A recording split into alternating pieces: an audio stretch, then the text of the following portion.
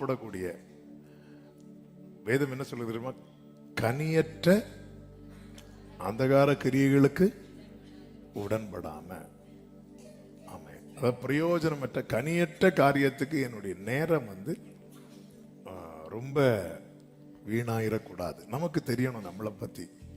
ஆமே, இந்த காரியத்துக்காக கர்த்தர் அப்படியே கைகளை உயர்த்தி விசேஷமா பாருங்க. இந்த பிள்ளைங்களுக்கெல்லாம் பார்த்தீங்கன்னா, எங்க வீட்லயும் பிள்ளைங்க இருக்கு, அதனாலதான் சொல்றேன்.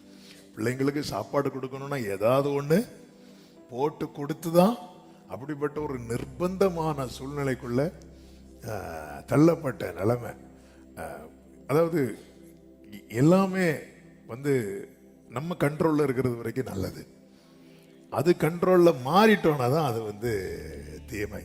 கர்த்தர் இப்படிப்பட்ட அடிமைத்தனத்தில் இருக்கிற, இப்படிப்பட்ட கட்டில் இருக்கிற ஒவ்வொருவருக்கும் கர்த்தர் விடுதலை கொடுக்கும்படி இயேசுவின் நாமத்தில் அப்பா ஆண்டவரே, இந்த போன் அடிக்ஷன்ல இருந்து விடுதலை உண்டாவதாக என்று ஜெபிக்கிறோம். ஆண்டவரே, கர்த்தர் இரக்கம் செய்வீராக.